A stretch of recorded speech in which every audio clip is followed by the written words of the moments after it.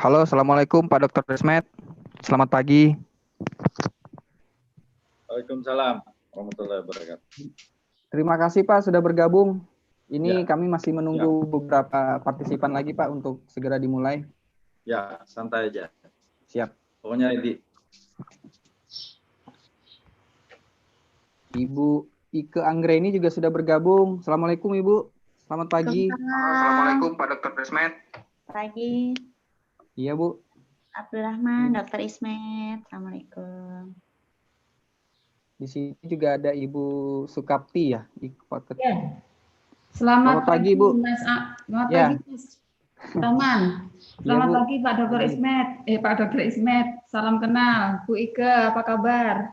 Baik, selamat pagi Bu Kapti. Sehat. Baik Bu, selamat pagi. Pagi. Salam kenal Bu ya. Sambil menunggu Pak, beberapa partisipan ini sudah ada sekitar puluhan dari mahasiswa juga mulai masuk satu-satu. Masyarakat. Agak lambat mungkin hari Sabtu ini ya. Iya Bu. Bu Ike ngajar ke hari ini? Iya Ibu, baru selesai ngajar. 20 menit sampai Sabtu ya? Karena kemarin ada kegiatan full, jadi minta ganti. Oh, bisa ya, memang begitu. Fleksibel kalau dengan virtual begini ya. Betul Ibu, sepagi apapun ready. Tapi mahasiswa mau ya diajak kuliah pagi ya? Mau. Biasa kami 7.30. Oh, 7.30 mau ya?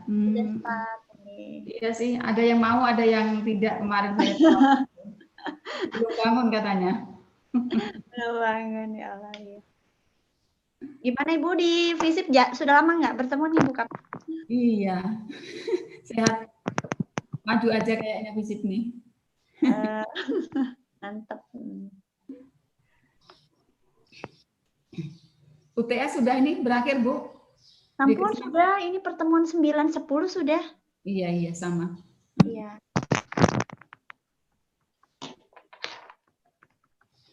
Mahasiswanya lewat YouTube kali Bu. Ini kan anak on ya. Oh. Live on YouTube. Iya, yang kemarin tuh banyak sekali. Itu mungkin karena apa? Pas Sabtu itu berpengaruh kan hak pemilih hari Sabtu ini. Iya Bu, kemarin sampai hampir 200 yang nggak masuk. Cukup aktif juga peserta. Hari Jumat, mungkin hari Sabtu itu memang agak berbeda karena weekend ini ya. Iya. Aura weekend itu ada. Meskipun setiap hari sebenarnya weekend juga Bu. Iya ya. Every day is holiday. Ya.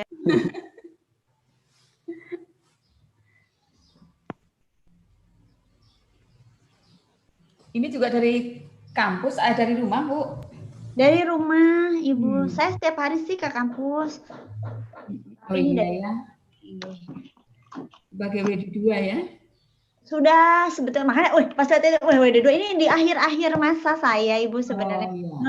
Nunggu pergantian 3 hari lagi. Bisa dilanjut mestinya. Iya, supaya ini bergantian teman-teman merasakan.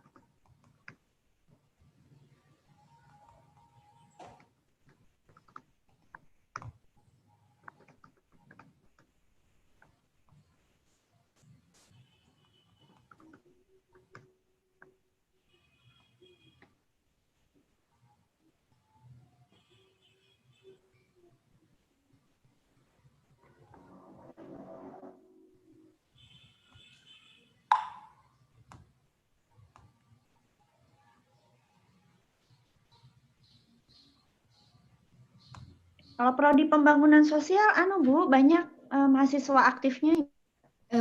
Banyak ini Bu, mahasiswanya ini hampir 100 kemarin. Ya rata-rata 100 semua sih divisi Bu. Kalau Kesmas banyak sekali kan, favorit kan? Tapi kita terbatas juga. Terbatas Satu angkatan ya Ibu maksudnya. Satu angkatan iya 100-an sama. Iya, sama. 2 tahun yang lalu kita terima cuma 50 aja Bu. Iya. Memang harusnya kayaknya dibatasi aja Bu. Dosennya overload. Iya. Nggak Salah apa-apa. berat nanti.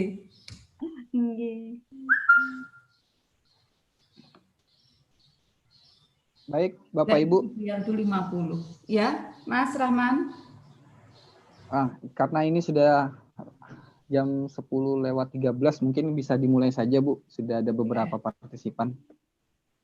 Bagaimana, Ibu? Bu Eke, silakan. Bisa. Siap, Mas, kalau saya ikut. Kita mulai. Siap. Ya, siap. Oke, kalau gitu kita buka. Bismillahirrahmanirrahim. Assalamualaikum warahmatullahi wabarakatuh. Selamat pagi dan salam sejahtera untuk kita semua. Yang pertama, saya ucapkan salam hormat dulu untuk Kepala Program Studi Pembangunan Sosial, Ibu Dr. Sukapti M. Hum, yang dimana salah satu penyelenggara pada webinar pada hari ini. Yang kedua, saya ucapkan salam hormat kepada Bapak Kepala Dinas Kesehatan Kota Samarinda, Bapak Dr. Ismet Kusasi. Selanjutnya, saya juga sampaikan salam hormat untuk pemateri kita yang kedua, Ibu Dr. Ike Anggraini, selaku Wakil Dekan 2 di Fakultas Kesehatan Masyarakat Universitas Mula Warman. Bapak, Ibu, dan mahasiswa partisipan sekalian, pada hari ini kita kembali lagi menggelar kegiatan berupa webinar, di mana kegiatan ini merupakan kolaborasi digagas oleh Surat Kabar Harian Samarinda Pos bekerja sama dengan Program Studi Pembangunan Sosial Fakultas Ilmu Sosial dan Ilmu Politik Universitas Mula Warman.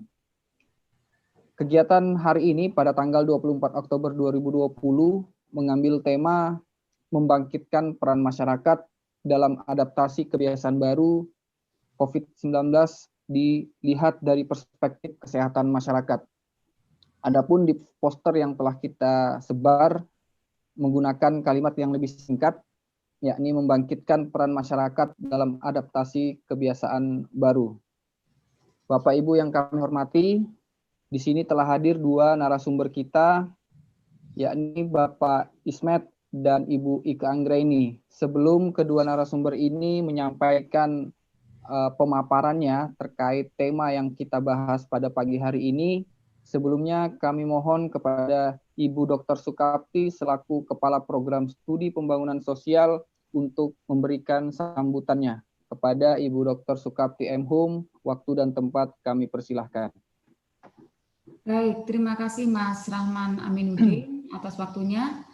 Baik, selamat pagi, salam sejahtera untuk kita semua. Yang saya hormati para narasumber, Bapak Dr. Ismet Kusasi, Kepala Dinas Kesehatan Kota Samarinda, Ibu Dr. Ike Anggraini, MKes, dosen dan sekaligus Wakil Dekan 2 Fakultas Kesehatan Masyarakat Unmul, dan Mas Abdurrahman Amin dari Sapos, serta para mahasiswa dan peserta seminar dimanapun berada. Pertama-tama saya sampaikan terima kasih kepada Bapak dan Ibu narasumber yang telah berkenan hadir secara virtual dan meluangkan waktu untuk berbagi ilmu dan wawasan terkait dengan adaptasi masyarakat di masa COVID kepada kita semua. Wabah COVID-19 yang hingga saat ini belum berakhir menjadi tantangan bagi pemerintah, khususnya lembaga kesehatan, maupun pada masyarakat secara umum sebenarnya.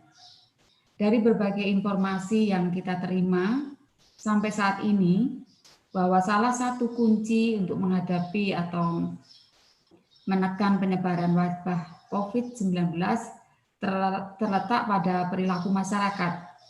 Faktanya di masyarakat, persepsi, pengetahuan, atau perilaku masyarakat pun masih beragam, sehingga upaya untuk menekan penyebaran COVID ini belum maksimal. Jadi sampai hari ini masih trennya belum menurun. Ada yang menganggap wabah ini terlalu dibesar-besarkan sehingga menolak untuk terlibat di dalam upaya pencegahan atau penyebaran COVID. Dan meskipun ada pula yang sebaliknya yang mendukung. Oleh karena itu, sosialisasi dan kajian tentang perilaku dari berbagai sudut pandang atau dari sisi sudut pandang kesehatan masyarakat perlu dilakukan. Jadi kenapa webinar dengan tema ini perlu dilakukan itu. Baik, saya kira itu saja pengantar dari saya atas nama program studi pembangunan sosial. Saya ucapkan selamat berdiskusi. Semoga kegiatan hari ini yang dilaksanakan bersama antara Sapos dan Prodi Pembangunan Sosial berlangsung dengan baik. Selanjutnya kegiatan akan dipandu oleh Mas Rahman dari Sapos.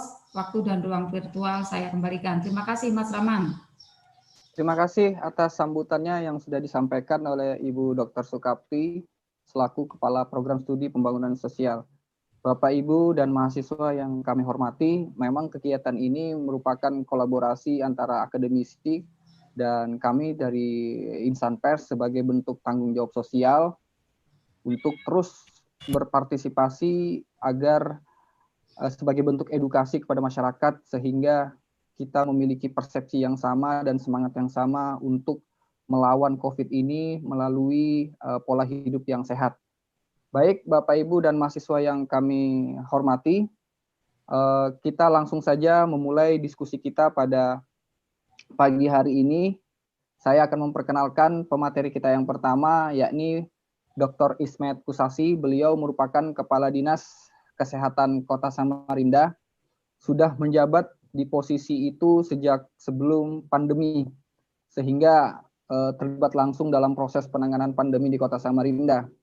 Kita patut memberikan apresiasi kepada Bapak Dr. Ismet Kusasi dan jajarannya, karena beliau salah satu dokter yang juga berada di garda terdepan dalam perang melawan virus mematikan ini.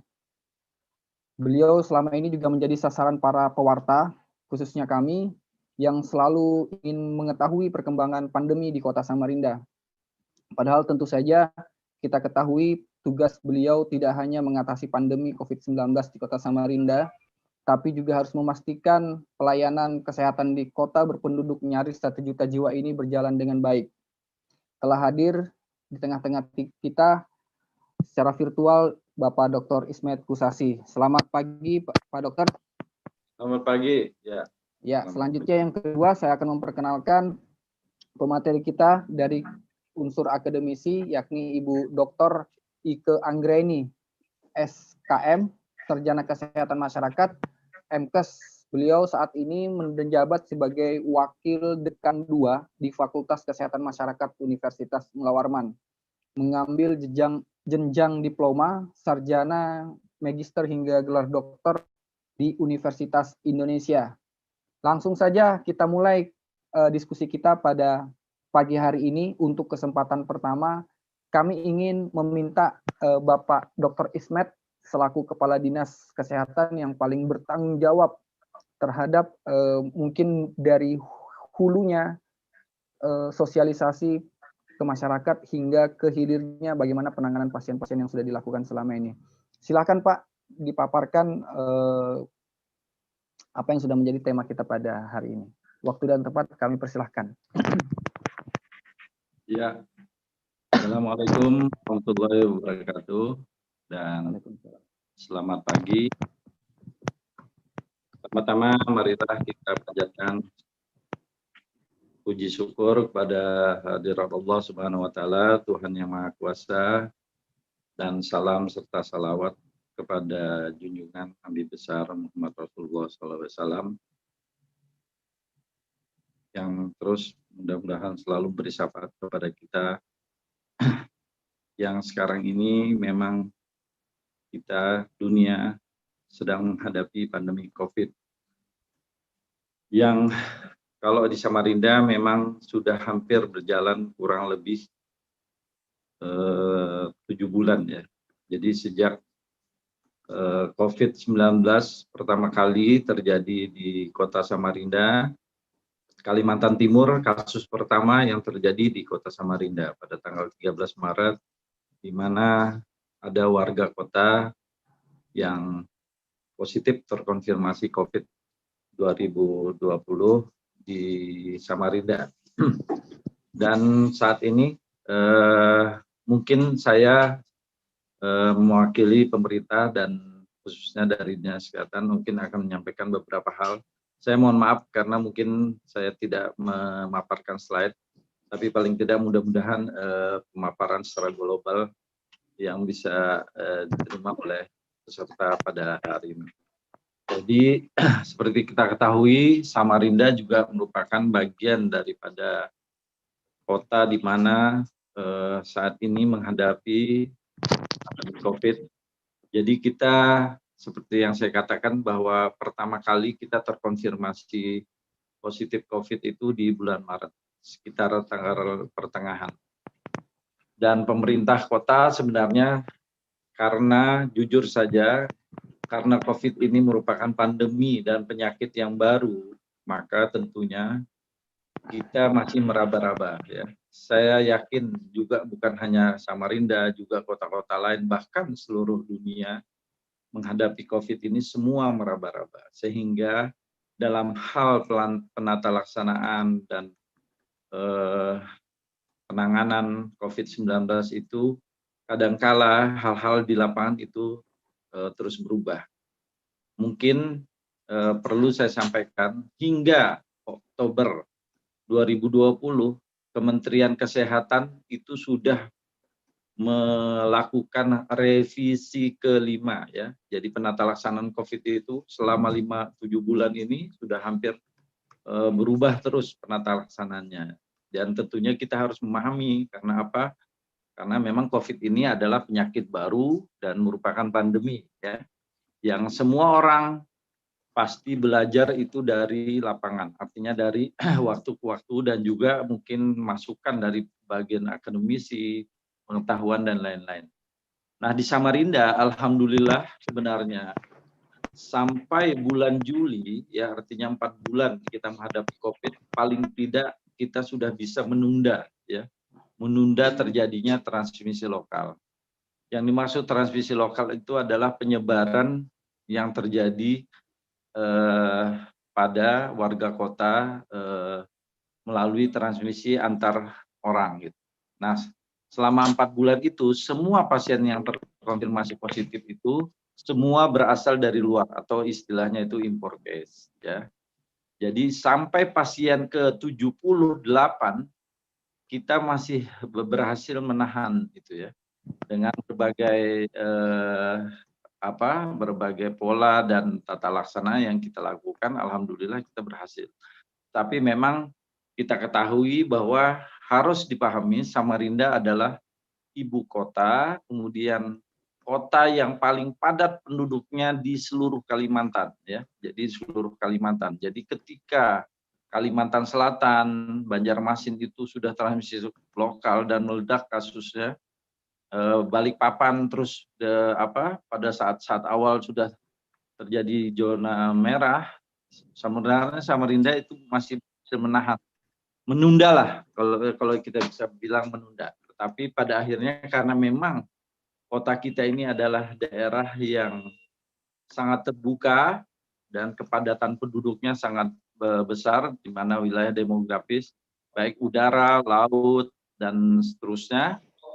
Itu sehingga memang yang terjadi memang akhirnya di bulan Juli di pertengahan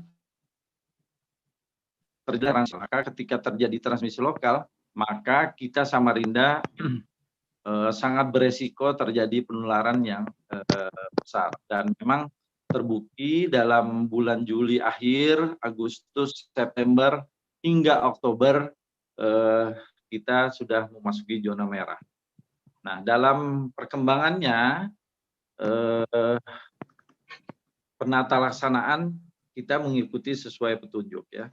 Dan ingat bahwa Dinas Kesehatan itu bukanlah satu-satunya OPD yang bertanggung jawab terhadap penata laksanaan. Oleh karena itu, dari pusat itu sudah diarahkan bahwa penanganan COVID ini harus terintegrasi dan terpadu.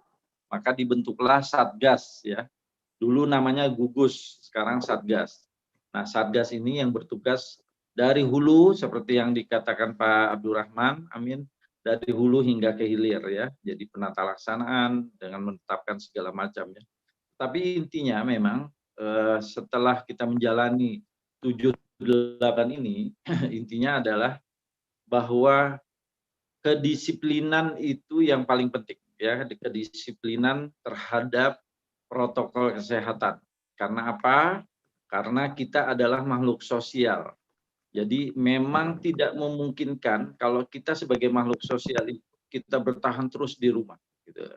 Oleh karena itu, makanya dalam beberapa petunjuk, promosi, ataupun dari Kementerian Kesehatan, juga dari nasional, ya, dari gugus tugas nasional itu selalu menekankan pentingnya protokol kesehatan. Dan kita sekarang sudah memasuki adaptasi kebiasaan baru, karena hampir seluruh kota di di Indonesia itu sudah memasuki adaptasi kebiasaan baru. Jadi kehidupan harus terus berjalan, apalagi terakhir kebijakan dari pemerintah, penanganan COVID itu harus sejalan dan teriring dengan penanganan pemulihan ekonomi.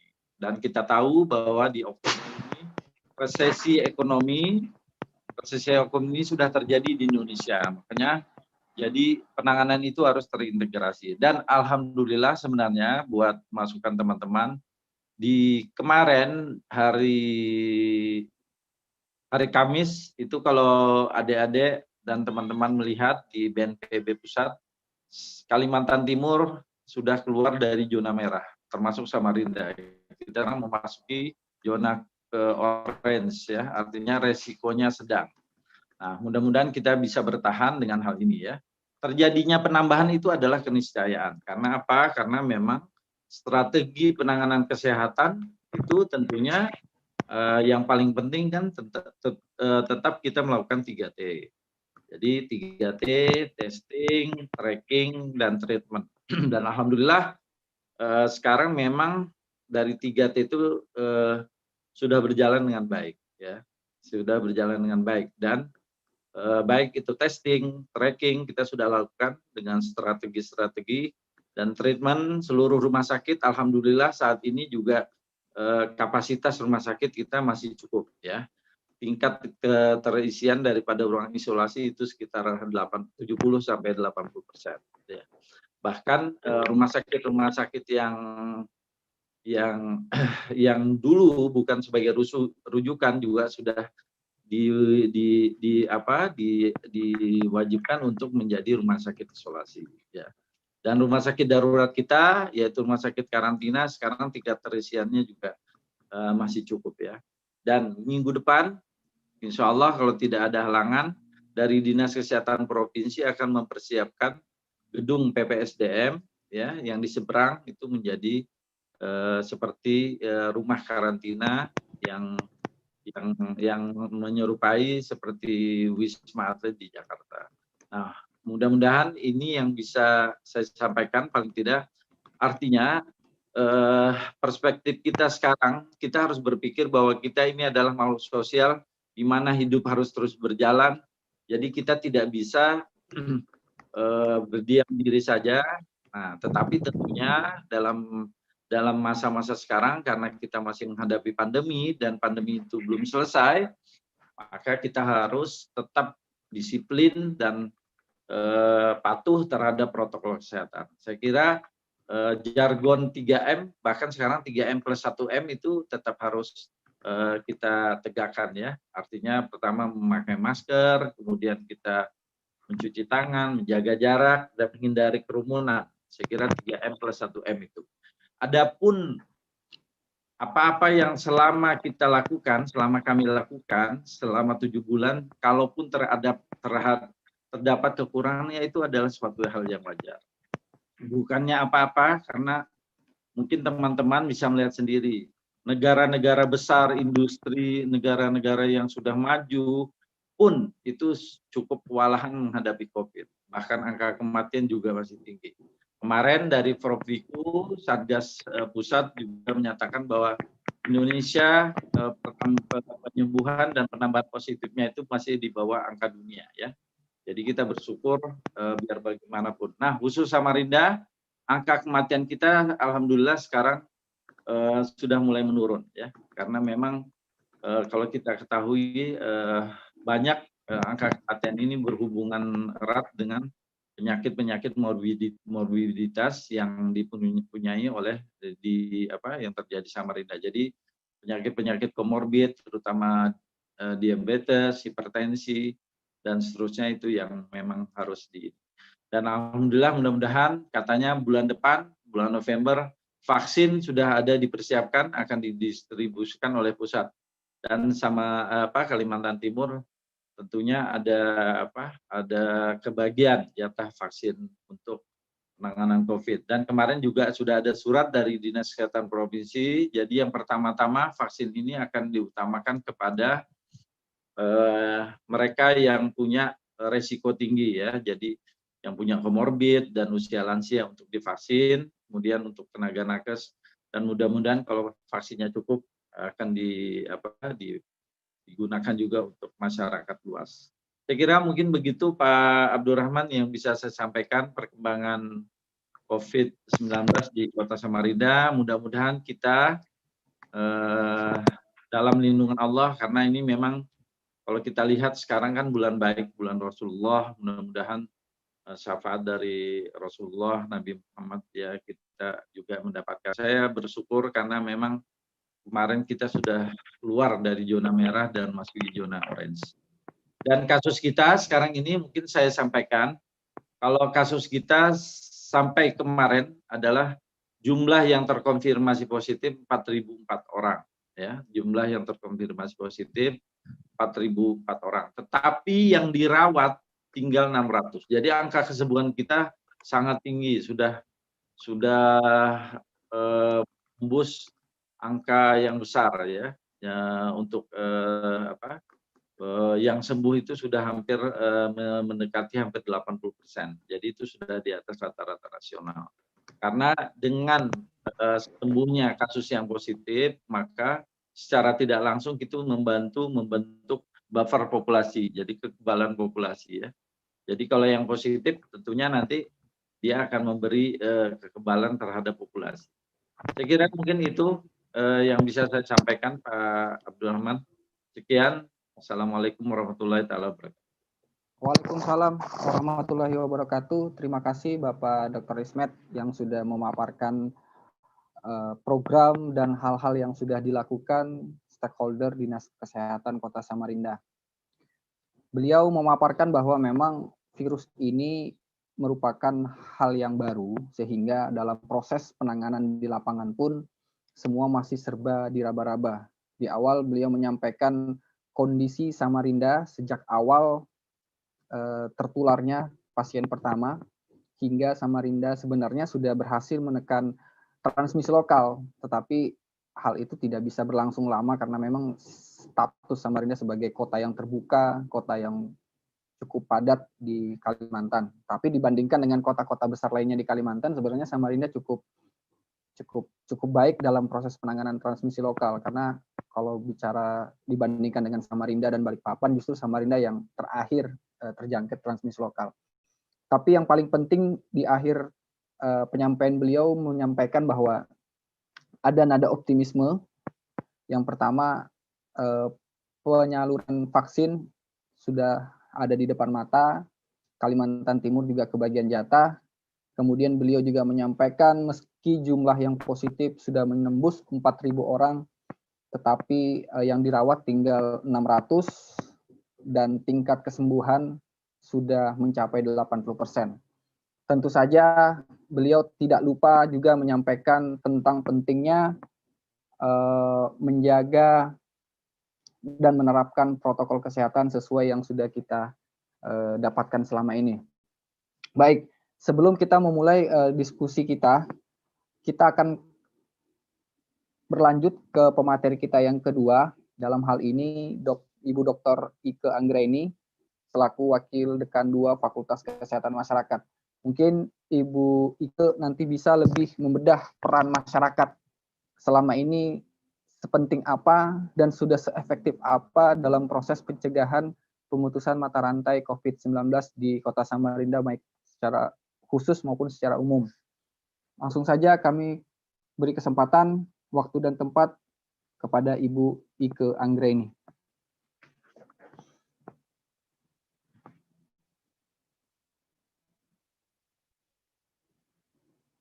Halo? Ya, baik. Terima kasih Pak Abdurrahman. Yang terhormat Ibu Kaprodi, Ibu Dr. Kapti, dan yang terhormat Bapak Kepala Dinas Kesehatan Kota Samarinda, Dr. Ismet. Izinkan saya akan mencoba memaparkan beberapa hal. Apakah sudah terlihat? Terlihat ya, Mas Abdurrahman? Ya, tema kali ini adalah, ya baik. Tema kali ini adalah membangkitkan peran masyarakat dalam adaptasi kebiasaan baru, perspektif kesehatan masyarakat. Pada kajian kali ini kita akan membahas seperti apa fase natural dari seluruh pandemi, berbagai penyakit, khususnya untuk COVID-19, kemudian fakta pandemi Indonesia dan Kalimantan Timur akan coba kita comparable, kita bandingkan, dan bagaimana peran masyarakat dalam menghadapi kondisi ini. Bagaimana kita tahu terdapat fase natural pandemi, ini yang warna merah atau garis merah ini adalah fase natural dari luar biasa, kejadian penyakit. Dan yang berwarna hijau ini adalah fase yang unnatural. Jadi dia sudah ada intervensi yang dilakukan oleh otoritas pemerintah atau otoritas kesehatan, sehingga kita berharap bahwa top of the curve, jumlah angka kejadiannya, prevalence insidennya bisa lebih rendah daripada kalau tidak kita lakukan intervensi apapun. Jadi pasti dia memiliki satu masa, dan masa untuk COVID-19 ini kita masih panjang ya, kita belum tahu apakah kita sudah di top of the curve, kemudian kita mulai melandai, atau kita masih naik terus ke puncak kurva. Mudah-mudahan tidak, mudah-mudahan ini sudah mulai fase-fase melandai. Sebagaimana kita tahu sampai dengan tanggal 23 2020 bulan Oktober ini positif di Indonesia sudah menembus angka 381 yang positif dengan kesembuhan yang cukup tinggi. Dan ada yang meninggal sekitar 0,3% ini ya, 0,03% saja.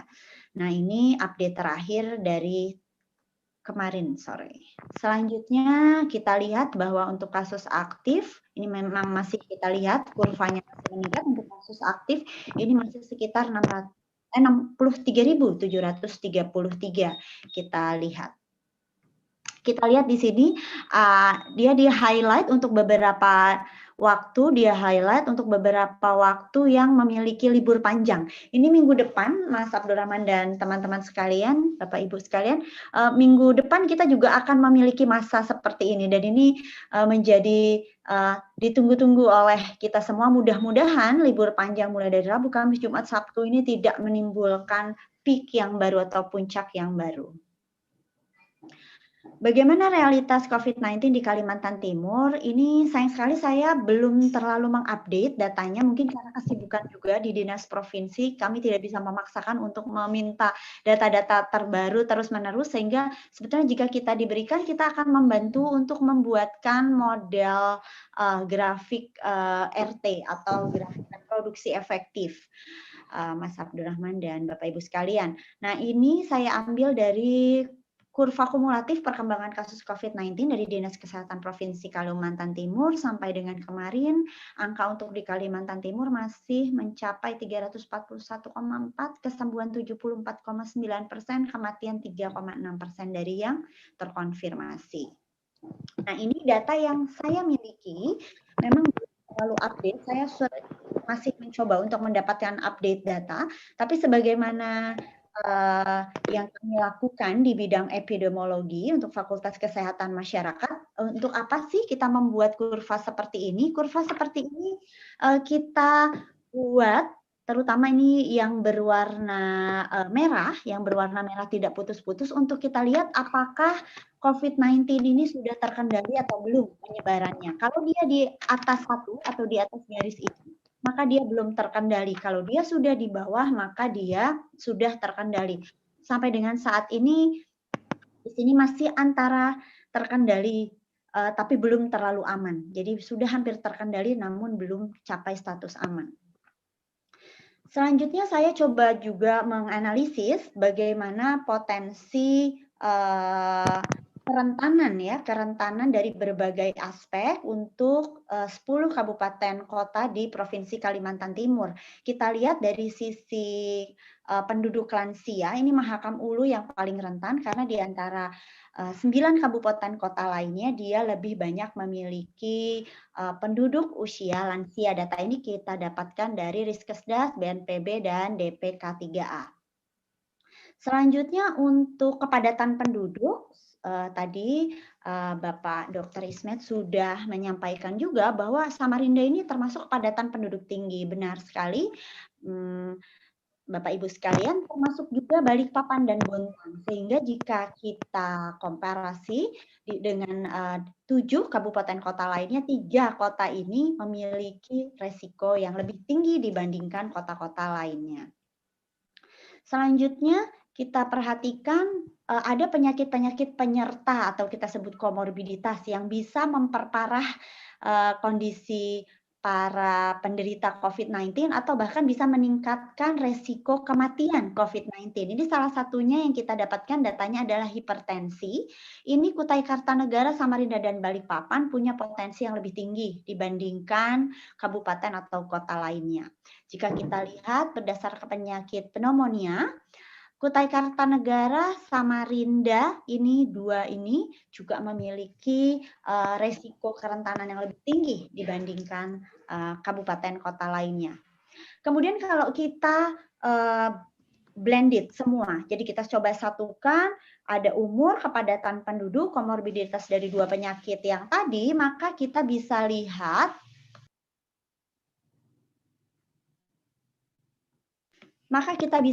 bahwa tingkat kerawanan tertinggi ada di Samarinda, Balikpapan, dan Kutai Kartanegara. Bontang dan PPU masuk ke dalam tingkat kerawanan yang rendah.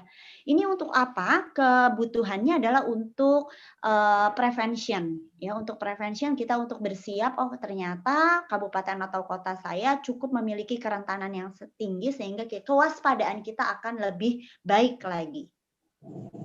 Selanjutnya kami mengadakan, ini Persakmi, mengadakan, jadi Perhimpunan Sarjana Kesehatan Masyarakat Indonesia mengadakan survei terhadap responden di seluruh Indonesia dan kami mendapatkan data untuk Kalimantan Timur 697 responden. Kita ingin melihat bagaimana gambaran aspek psikososial masyarakat Kalimantan Timur. Ternyata 11% itu tidak cemas. Sisanya cemas dan sangat cemas. Jadi kita lihat berarti ada kecemasan di antara warga Kalimantan Timur ini terhadap pandemi COVID-19 yang terjadi.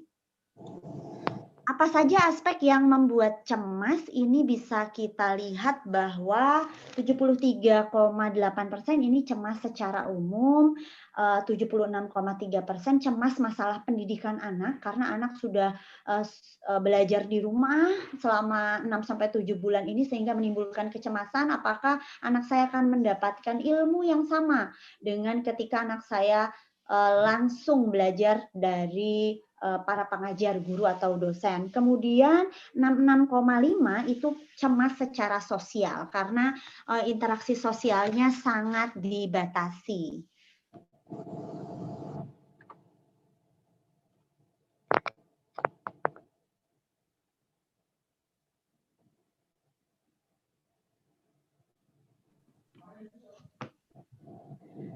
Selanjutnya kami juga mengadakan jajak pendapat atau survei online yang dilakukan melalui link Google Form ini kepada menyasar seluruh masyarakat Kalimantan Timur. Kita tidak mendapatkan sebanyak yang tadi ya Bapak Ibu karena memang ini sedikit menurun. Hampir setengahnya, jadi ada 365 orang. Kita ingin mengetahui terkait dengan pengetahuan sikap dan perilaku kesehatan.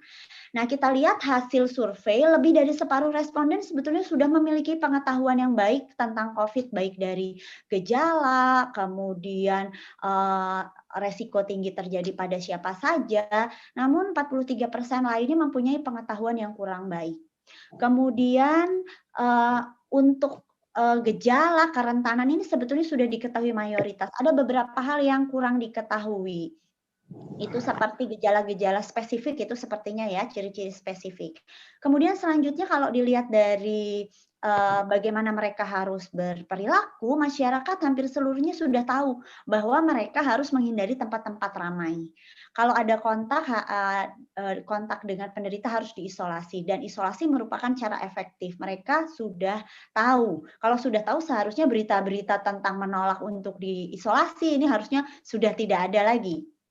Nah, selanjutnya kita lihat mereka sudah mempunyai sikap yang baik bahwa ini adalah di masa pandemi harus dihadapi, harus banyak bekerja di rumah, sekolah di rumah, membatasi beberapa aktivitas, mereka sudah mengetahui. Kemudian pengakuannya, ini kan pengakuan verbal ya, pengakuannya bahwa mayoritas sudah menggunakan masker, jadi sudah memiliki perilaku yang disiplin ya terhadap penggunaan masker dan sudah. Namun 1 dari 3 masyarakat, jadi 30% masih belum bisa menahan diri untuk pergi ke tempat ramai. Ini alasannya karena pekerjaan, sekolah, maupun hal-hal yang mendesak lainnya. Dari sisi gaya hidup sehat, masih sebagian kecil saja, ini masih 20%, di bawah 20%, 19% saja. Masyarakat di Bumi Etam ini rutin untuk melakukan aktivitas olahraga. Selanjutnya kurang dari sebagian, jadi baru 41% yang mengkonsumsi buah dan sayur. Jadi kan salah satu perilaku yang perlu ditingkatkan adalah berperilaku hidup sehat. Untuk meningkatkan imunitas, kita harus makan makanan yang bergizi, diantaranya adalah buah dan sayur, dan juga melakukan aktivitas fisik atau olahraga. Dan ini masih dilakukan oleh sebagian kecil. Ini perlu didorong lagi. Selanjutnya, kalau kita melihat dari fase respon terhadap bahaya biologis, kalau kita melihat ketika di merah ini kita ada insiden atau kejadian luar biasa atau kejadian penyakit tertentu, maka ada respon, kemudian ada recovery, kita ada prevention atau mitigasi, baru preparedness, kesiapan. Akan terjadi bentuk kesiapan untuk menghadapi insiden selanjutnya. Kalau kita lihat di sini masa respon sampai recovery sepertiganya atau seperenamnya ini adalah masa pandemik. Lalu masa transisi, post pandemik sampai interpandemic phase. Yang menjadi pertanyaan di fase mana kita masih berada. Apakah kita sudah di masa transisi? Mudah-mudahan kita sudah berada di masa transisi ini. Kalau di masa transisi berarti recovery-nya sudah sangat banyak dan kita beralih ke post pandemic untuk prevention, mitigation, sama preparedness atau kesiapan.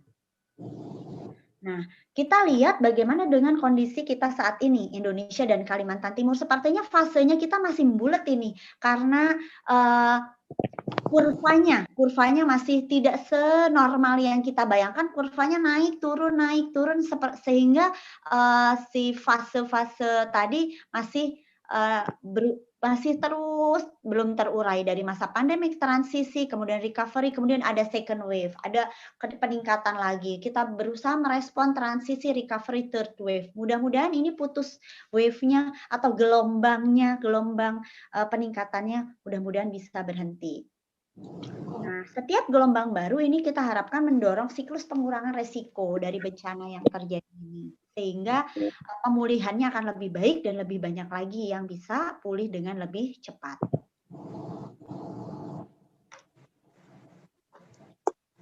Selanjutnya, sejak masa pandemi, ini pemerintah sudah melakukan berbagai modifikasi modifikasi dari perilaku. Berbagai modifikasi ini diminta kita sebagai masyarakat untuk beradaptasi dengan kebiasaan baru. Hal ini tidak akan efektif tanpa keterlibatan atau peran masyarakat. Kita sebagai bagian dari masyarakat hendaknya bisa beradaptasi dengan kebiasaan baru, dan ini kunci di mana masyarakat mau menerima perubahan. Kalau masyarakat berkeras dengan gaya hidup lama, tidak mau terlibat dalam beradaptasi dengan kebiasaan baru, maka wave ini tadi, gelombang-gelombang tadi tidak akan berhenti. Apa yang dimaksud dengan peran masyarakat? Peran masyarakat dalam pencegahan COVID-19 ini merupakan segala upaya yang dilakukan oleh seluruh komponen masyarakat dengan menggali potensi yang dimiliki masyarakat agar mereka berdaya dan mampu berperan untuk mencegah penularan COVID-19. Jadi seperti tadi Dr. Ismet sudah katakan, ini bukan hanya tanggung jawab sektor kesehatan, sektor pemerintahan, ini tanggung jawab kita bersama.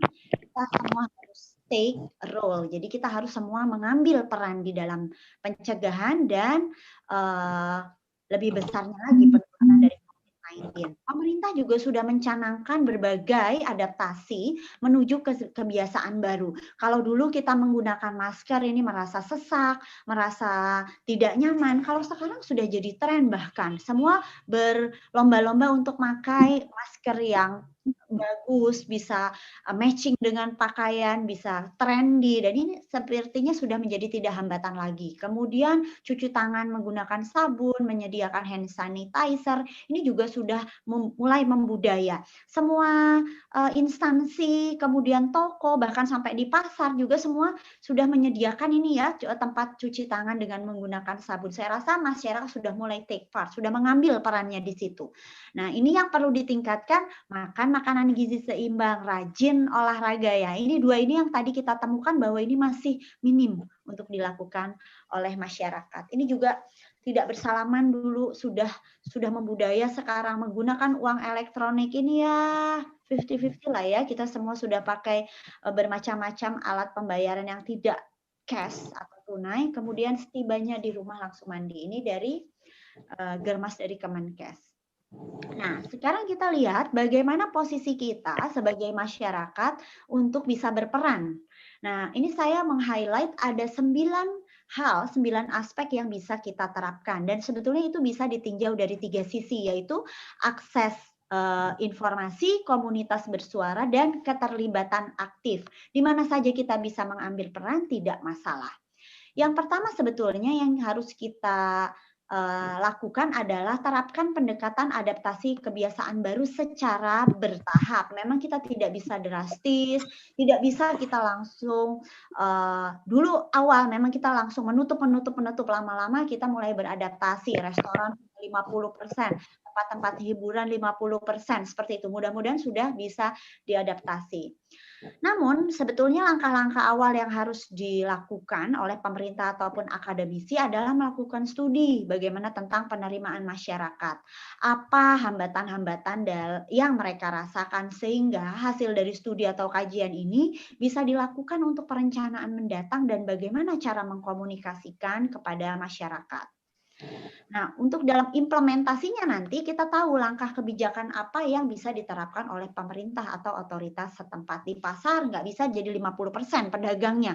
Tapi apa yang bisa dilakukan? Misalnya sekarang sudah kan di Samarinda, Balikpapan, Bontang harus menggunakan masker. Kemudian ada sekat-sekat antara pedagang. Nah, ini juga bisa merupakan salah satu langkah implementasi. Nah, kita sebagai masyarakat pengguna sekali lagi taati kebijakan yang sudah dibuat. Yang melakukan penyesuaian saat ini sudah banyak, mulai dari sekolah, bidang pekerjaan, bidang hukum, pelayanan kesehatan, bidang industri, kemudian masyarakat pun, pelayanan masyarakat pun sudah melakukan penyesuaian secara bertahap. Yang kedua soal, ini saya ulangi, komunitas bersuara. Kita masuk ke komunitas bersuara. We do have a voice ya. Ya, jadi masyarakat harus menyeimbangkan antara hak individu dan kepentingan umum. Saya punya hak kok, saya mau beribadah. Boleh, tapi bolehkah kita juga menjaga kepentingan umum? Kita mau beribadah, boleh nggak jaga jarak? Pakai dong maskernya gitu. Terus saya punya hak dong mau jalan-jalan kemana saja saya mau, saya punya uang, oke silahkan. Tapi nanti juga maskapainya juga akan memiliki peraturan bahwa silahkan digunakan maskernya, jaga jarak antara penumpang. Nah ini juga sudah menyesuaikan semua. Ketika kita rekreasi misalnya, di rekreasi selalu dicek suhu tubuh, dicek kemudian dituliskan. Kita bisa barcode atau mereka menuliskan buku tamu sehingga saat melakukan tracing nanti akan lebih memudahkan. Dan hal ini perlu kita sadari lagi bahwa hak-hak individu jangan sampai melanggar kepentingan umum yang biasanya ramai dan menjadi persoalan. Misalnya hak untuk kita ingin punya pesta, pernikahan, ulang tahun, kita ingin, itu kan uang saya, itu hak saya untuk melakukan satu aktivitas. Nah, tapi ingat lagi, jangan sampai bikin klaster baru yang melanggar kepentingan umum. Selanjutnya, yang ketiga, sebagai masyarakat, kita ambil peran untuk mendukung dan memprioritaskan individu dengan resiko tinggi. Tadi saya juga sudah sebutkan beberapa individu yang beresiko tinggi, salah satunya adalah lansia, kemudian orang-orang dengan penyakit tertentu. Ada juga children, anak-anak, kemudian ibu hamil, ini juga perlu kita prioritaskan kepada mereka. Jadi, kita lihat bahwa sudah banyak terbukti bahwa perokok aktif memiliki resiko COVID yang lebih berat 1,4 sampai 2 kali lipat dibandingkan dengan bukan. Ini jangan disalahartikan kita dukung yang merokok ya teruskan saja merokoknya, bukan. Dukung juga dia untuk berubah menjadi hidup sehat. Justru dengan adanya COVID ini mudah-mudahan semuanya malah menjadi berubah, pola hidup sehatnya menjadi terbentuk dan terbangun. Kemudian untuk maternal atau ibu hamil ini dengan kondisi-kondisi tertentu, ini ada preeklamsi, kemudian masuk unit perawatan, ini punya resiko yang lebih tinggi dibandingkan dengan ibu-ibu maternal yang tidak memiliki resiko lain. Sehingga jaga jaraklah dengan para orang yang memiliki resiko tinggi ini, jaga jarak, gunakan masker jika ingin berdekatan. Kita juga lihat bahwa ini berdasarkan umur, kita lihat bahwa untuk yang meninggal, ini banyak sekali pada sehingga itulah kenapa di beberapa negara, bahkan kemarin saya lihat itu di beberapa berita di Inggris, itu lansia itu sangat diproteksi ya, bahwa dilarang anggota keluarga mengunjungi lansia yang rumahnya berbeda. Jadi mereka diproteksi agar tidak meningkatkan angka kematian. Kita lihat lagi di beberapa negara bahwa sudah terbukti elderly atau lansia ini punya resiko yang tinggi, jadi tidak terbantahkan lagi. Ini juga kita lihat beberapa bukti bahwa untuk penyakit-penyakit tertentu akan meningkatkan fatality atau meningkatkan kefatalan akibat COVID-19. Nah, yang keempat adalah berikan dukungan untuk tenaga medis atau kesehatan yang berada di garda depan. Karena mereka merawat kelompok yang beresiko tinggi dan terus-menerus, hampir tiap hari, sudah 7 bulan ini merawat kelompok yang beresiko tinggi, sehingga mereka punya kerentanan yang sangat tinggi. Jangan kita tambahi dengan membuat stigma, membuat cap, menjauhi. Nah, itu tidak. Sebaiknya kita berikan dukungan untuk mereka. Ya, mereka pun punya tekanan lain ya, telah kehilangan rekan sejawatnya, bahkan ada juga yang kehilangan anggota keluarganya. Maka kurangi stigma negatif dari kita sebagai masyarakat. Berikan mereka dukungan yang terbaik yang kita bisa buat. Kemudian yang kelima adalah bangun, perkuat, dan pertahankan kepercayaan terhadap otoritas kesehatan. Kalau kita tidak percaya kepada otoritas kesehatan setempat kita, kepada siapa lagi kita percaya? Memang percaya kepada Allah ya, kepada Tuhan, tetapi sebagai lembaga-lembaga, instansi yang memiliki kapabilitas, kompetensi di bidang kesehatan, kita harus percayakan bahwa beliau-beliau, mereka-mereka akan memiliki program yang baik untuk mengentaskan masalah ini. Mereka setelah melakukan langkah-langkah perlindungan untuk warga, mereka sudah memiliki keputusan, kebijakan, dan aturan. Kita sebagai warga tinggal mematuhi saja. Apakah itu sulit? Mudah-mudahan tidak sulit. Lalu yang keenam, hapus stigma, mispersepsi, dan teori konspirasi. Itu hapus stigma, hapus mispersepsi, hapus teori-teori konspirasi yang belakangan muncul. Jangan ke sini dulu, jangan ke sana dulu, jangan dekati ini. Nah, itu malah dijauhi, padahal harusnya kita beri dukungan, ya. Selanjutnya stigma sosial, tidak mau menerima tidak mau menerima penderita, atau tidak yang banyak beredar lalu tidak mau dimakamkan, ya, tidak boleh dimakamkan meskipun kita punya sendiri memang tempat pemakaman khusus, tapi kan dulu sempat terjadi seperti ini, penolakan. Stigma sosial ini artinya konotasi negatif terhadap seseorang atau sekelompok orang karena menyandang penyakit tertentu. Nah, dampak dari stigma, kenapa kita tidak boleh melakukan stigma? Karena nanti orang akan menyembunyikan status kesehatannya. Kemudian orang menjadi enggan untuk memeriksakan diri, tidak mau menerima kenyataan karena nanti takut dikucilkan oleh keluarga, oleh warga. Sehingga ini malah akan menimbulkan masalah baru lagi, ada penularan-penularan yang lebih besar lagi. Membuat orang kabur saat akan diperiksa, diobati, atau dikarantina. Nah, ini tadi sudah disebutkan resiko penularannya semakin besar untuk ada di masyarakat. Nah, ini contoh stigma-stigma dan penolakan terhadap tenaga medis ya yang tidak perlu kita lakukan. Langkah selanjutnya ini tadi stigma harus kita hapus, mispersepsi juga harus kita hapus. Ini kenapa sih kita ada mispersepsi? Ini karena kurang informasi. Informasi yang benar pada masyarakat itu harus dibangun. Nggak usah takut sama tenaga kesehatan karena mereka semua sudah dibekali ilmu-ilmu bagaimana cara untuk melindungi diri dan lingkungannya. Kemudian kita juga harus saling memberi informasi, komunikasi di antara tenaga kesehatan dan masyarakat. Ini juga ada peran media masuk di dalam sini. Kendalikan diri, jangan mudah untuk menyebarkan hoax ya, menyebarkan informasi yang belum betul. Jadi tahan diri, pastikan itu sudah tervalidasi informasinya.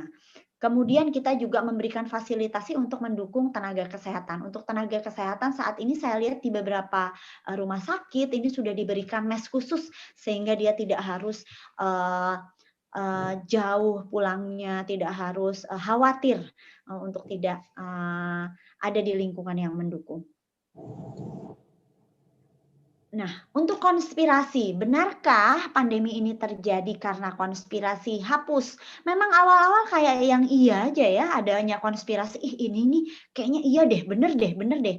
Tapi ini juga nggak cuma terjadi di Indonesia. Ini stage of denial. Ini terjadi karena adanya denial atau nggak terima ya, tidak terima, denial. Penyangkalan. Ini contohnya dulu nggak ada, itu cuman hoax. Kalau di Indonesia nggak mungkin sampai Indonesia, itu cuman sampai di Cina aja. Birokrasi di Indonesia berbelit-belit, dapat visa ke Indonesia susah, nggak akan nyampe sini. Nah, itu stage pertama kita dulu kita pernah terjadi. Stage kedua, it's not our fault. Bukan salah kita itu terjadinya di sana. Kenapa bisa sampai di kita? Itu karena mereka datang ke Indonesia. Itu penyangkalan tahap 2. Penyangkalan tahap 3, nggak apa-apa kok, cuman kayak pilek-pilek aja, nggak apa-apa, kalau kena nggak akan masalah. Nah, itu stage 3 ketika kita melakukan denial. Stage 4, Ketika sudah terjadi, maka solution dianggap too costly, terlalu mahal. Aduh, kayaknya kita nggak mungkin deh nge-swab semua, nggak mungkin deh kita melakukan penutupan semua karena masalah A, B, dan C. Akhirnya ada dianggap beberapa poin penting untuk penyelesaian masalah dan pengendalian dianggap terlalu mahal. Sampai akhirnya sampai stage 5, it's too late, sudah terlambat. Kita sudah kehilangan banyak orang. Nah, jangan sampai konspirasi ini sampai tahap-tahap seperti ini. Sudahlah kita sampai tahap 3 sampai tahap 4. Jangan terlambat. Jadi hapuskan itu di kepala kita tentang teori-teori konspirasi. Kurang bukti apalagi bahwa ini memang pandemi yang terjadi di seluruh dunia dan bukan fata morgana atau konspirasi.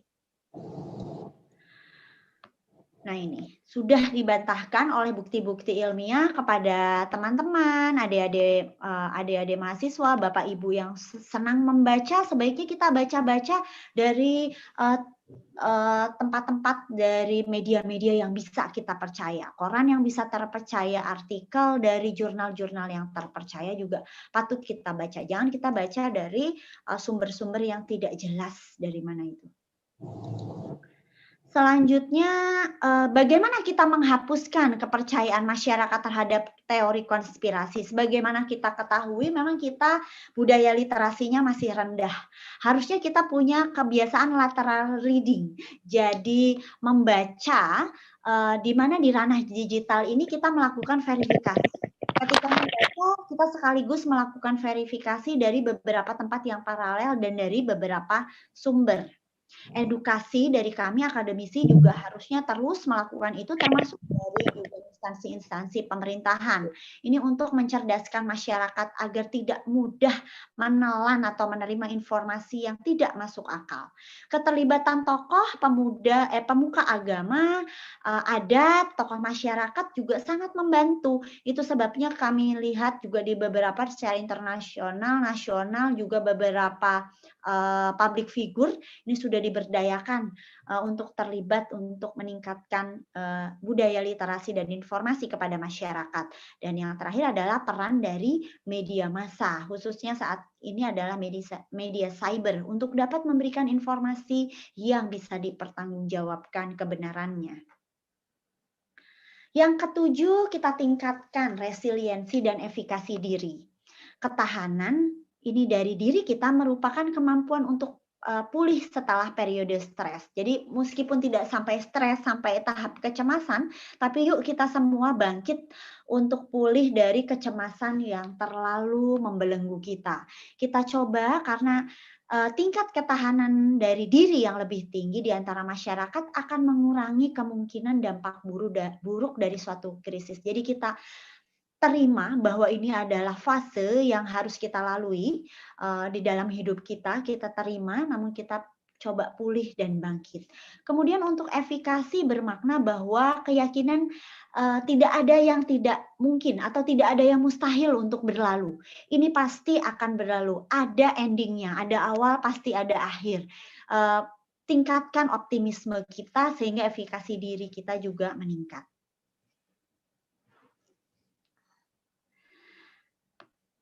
Kemudian gimana caranya? Bagaimana caranya kita bisa meningkatkan resiliensi dan efikasi? Kita pastikan dulu pemenuhan kebutuhan dasar.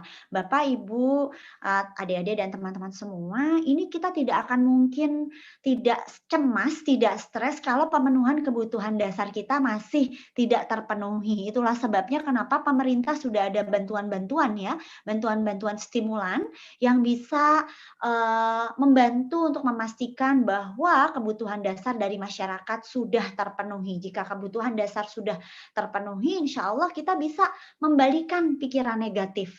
Membalikan pikiran negatif ini kayaknya selamanya ya kita seperti ini. Tidak. Jadi kita akan optimis. Akhir tahun ini akan berakhir. Tahun depan kita akan memulai fase baru dengan era normal baru. Kemudian kenali kelebihan diri. Kita juga jangan berkutat mikirin COVID terus-menerus kalau di rumah. Ya, kita juga bisa mengenali, oh ternyata ketika di rumah kok saya jadi lebih pintar masak ya, jadi pandai merawat bunga ya. Kok saya ternyata hobi menulis ya. Saya pintar menulis. Saya bisa bikin konten, bisa bikin banyak hal, bisa mempengaruhi orang lain. Kenali kelebihan diri, kemudian eksplorasi, kemudian kembangkan. Sehingga kita lebih fokus kepada hal-hal yang positif. Dan sekali lagi tingkatkan literasi bacaan dari item-item atau poin tentang kesehatan. Kalau ada yang suka sosial, monggo silakan juga, tentang budaya juga silakan. Yang penting literasi yang positif untuk membangun efikasi dan ketahanan diri kita. Selanjutnya pilah informasi. Pilah informasi supaya nggak pusing, pilah-pilah informasi. Ini Mas Abdurrahman pasti paham sekali nih kalau untuk orang-orang yang punya kredibilitas itu tidak akan menyebarkan berita-berita yang belum jelas dari mana sumbernya. Ini contoh informasi yang tidak bisa kita percayai. Nah, langkah bijaknya cek sumber berita, pastikan info yang kita dapatkan berasal dari sumber terpercaya. Misalnya situs pemerintah resmi itu pastilah bisa kita percaya. Kemudian bantu luruskan. Kalau sudah tahu itu hoax, itu tidak betul, bantu luruskan. Jangan cuma cuek. Itu peran kita. Jadilah orang yang aktif, jangan oke, saya lihat itu selama-lamanya iman ya. Selama-lamanya iman ada sesuatu cuman kita doakan, oh ya sudah mudah-mudahan dia paham ya itu hoax. Jangan, do something, lakukan, bantu luruskan bahwa informasi yang beredar itu yang kamu terima itu salah. Stop ya sampai di situ, jangan terprovokasi juga. Ya, jangan terprovokasi. Nomor 3, jangan terprovokasi kemudian ikut-ikut menyebarkan. Bandingkan dulu informasi yang Anda terima dengan informasi lainnya. Sekali lagi ingat, informasi yang positif meningkatkan antusiasme dan optimisme kita. Tadi sudah disampaikan juga, sudah mulai siap, sudah akan ready vaksin, itu kita membuat kita antusias dan optimis untuk menghadapi era mendatang. Dan yang terakhir, manfaatkan media sosial dalam penyampaian informasi dan edukasi terhadap masyarakat. Generasi milenial kali ini pasti sudah tidak asing lagi dengan media sosial. Kita semua bisa jadi agen perubahan yang baik, sehingga masyarakat paling nggak yang terdekat, lingkungan keluarga, teman-teman kita ini sudah bisa kita paparkan dengan hal-hal yang positif. Ya, kaitannya apalagi dengan adaptasi kebiasaan baru dalam era pandemi COVID-19 ini. Jadi manfaatkan media sosial kita tidak hanya untuk eksistensi diri kita, tetapi juga mari kita mengambil peran di dalam pandemi COVID ini. Karena apa? Media sosial ini punya pengaruh yang cukup besar. Mudah-mudahan kita semua bisa membawa pengaruh yang lebih besar lagi. Demikian yang dapat saya sampaikan, Mas Abdurrahman, Bapak Ibu sekalian, teman-teman sekalian, peran serta kita bersama melalui masa pandemi ini mudah-mudahan membawa kemudahan dan berarti dalam hidup kita. Terima kasih. Assalamualaikum warahmatullahi wabarakatuh. Waalaikumsalam warahmatullahi wabarakatuh. Baik, terima kasih kepada Ibu Ike Anggraini selaku Wakil Dekan 2 dari Fakultas Kesehatan Masyarakat Universitas Muhammadiyah. Cukup detail dan sangat rinci apa yang beliau sampaikan. Ini juga menjadi pengetahuan baru sebenarnya bagi kami awak jurnalis untuk terus menyebarkan optimisme kepada masyarakat. Tentu saja harus didasari dengan informasi-informasi yang akurat dan yang bisa dipertanggungjawabkan. Dari banyaknya pemaparan yang sudah beliau sampaikan, hal yang paling penting adalah bagaimana terus mengedukasi masyarakat sehingga menyadarkan bahwa virus ini benar-benar nyata, karena tidak bisa dipungkiri bahwa di tengah-tengah kita ini masih ada yang berstigma bahwa memang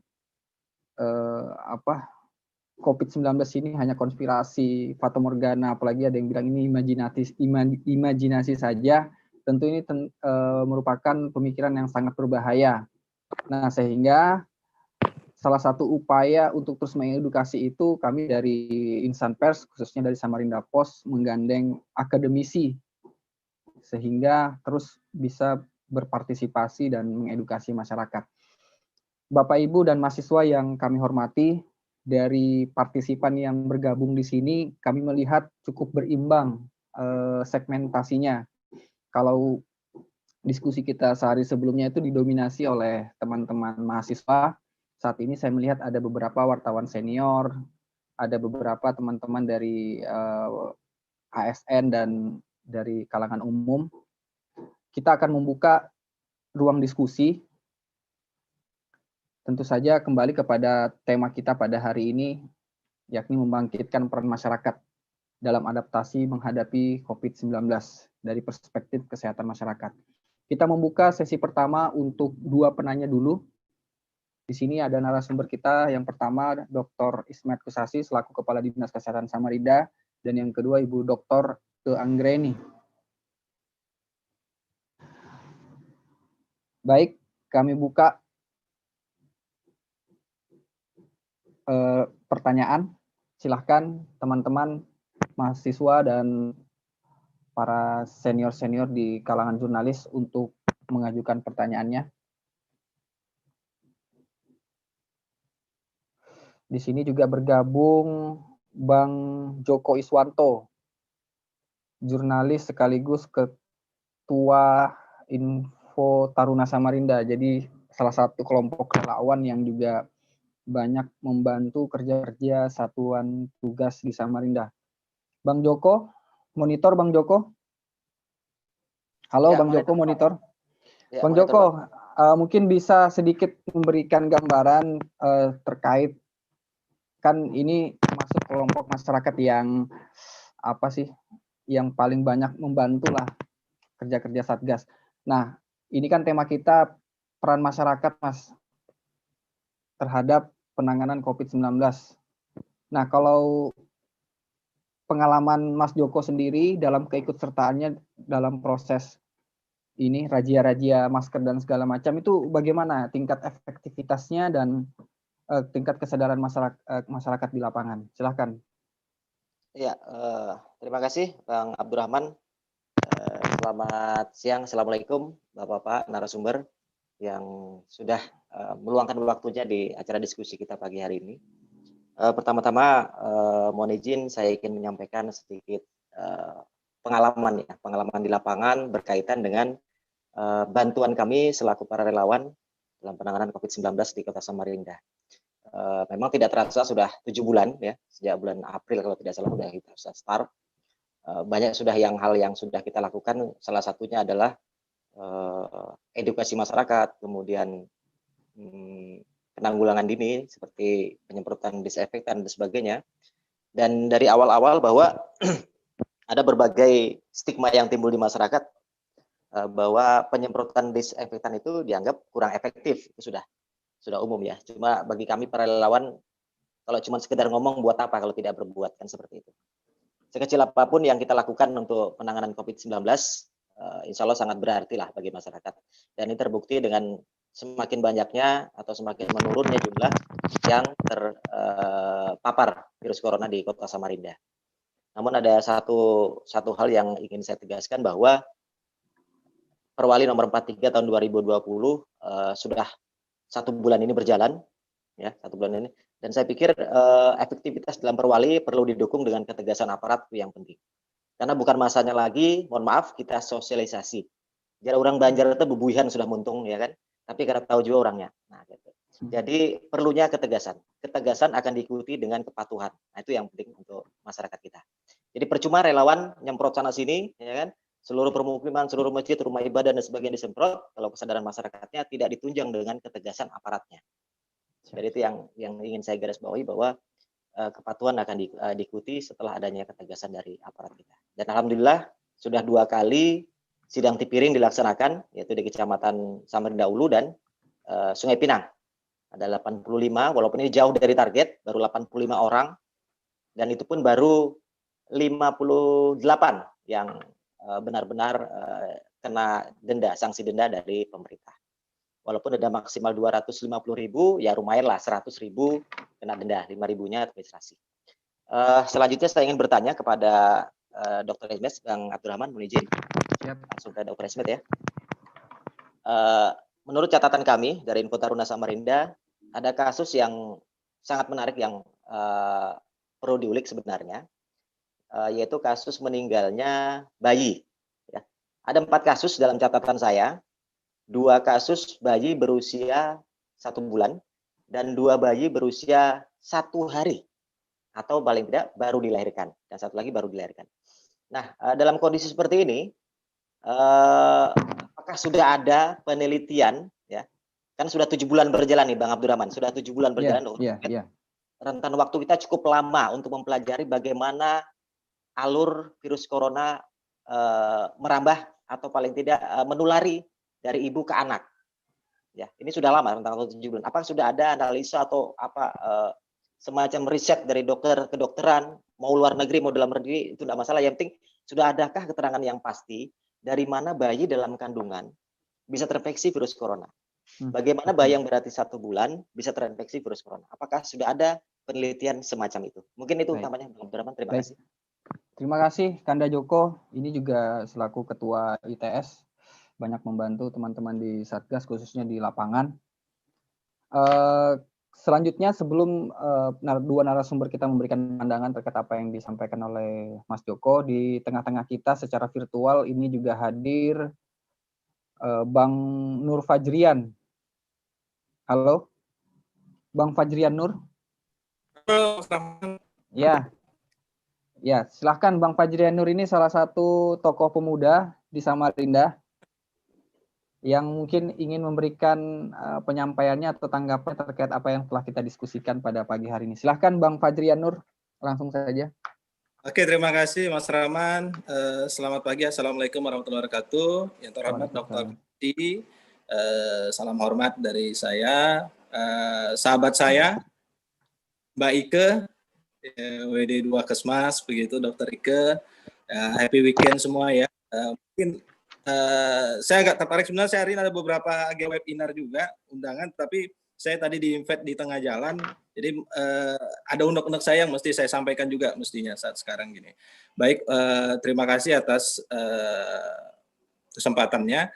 Jadi ada beberapa yang ingin saya sampaikan begitu ya, terkait situasi yang ada saat sekarang, khususnya di Samarinda.